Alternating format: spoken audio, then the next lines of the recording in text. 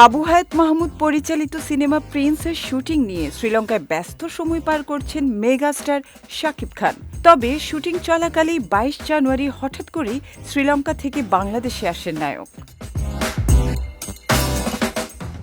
জানা গেছে ২২ জানুয়ারি শাকিব খান প্রথমে ঢাকার হজরত শাহজালাল আন্তর্জাতিক বিমানবন্দরে পৌঁছান। সেখান থেকে কোনো বিরতি না নিয়েই ব্যক্তিগত হেলিকপ্টারে করে সরাসরি কক্সবাজারের উদ্দেশ্যে রওনা দেন এই মেগাস্টার।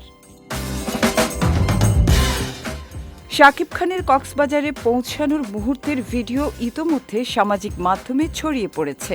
এসকে ফিল্মসের অফিসিয়াল পেজে প্রকাশিত ভিডিওতে দেখা যায় শাকিব খান হেলিকপ্টার থেকে নামার পর তাকে ফুল দিয়ে উষ্ণ অভ্যর্থনা জানানো হচ্ছে।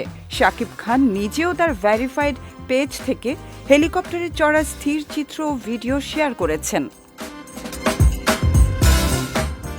শাকিব খানের হঠাৎ এই সফর ঘিরে ভক্ত ও অনুরাগীদের মধ্যে ব্যাপক কৌতূহল তৈরি হয়। সামাজিক যোগাযোগ মাধ্যমে মুহূর্তেই ছড়িয়ে পড়ে তার আগমনের খবর। শুরু হয় নানা জল্পনা কল্পনা।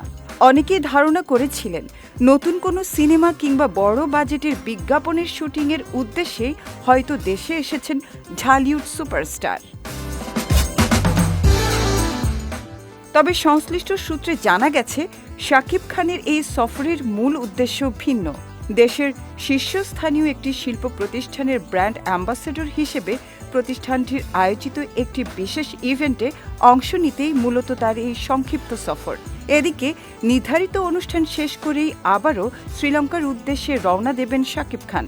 সেখানে পৌঁছে তিনি বহুল আলোচিত সিনেমা প্রিন্সের বাকি অংশের শুটিংয়ে অংশ নেবেন।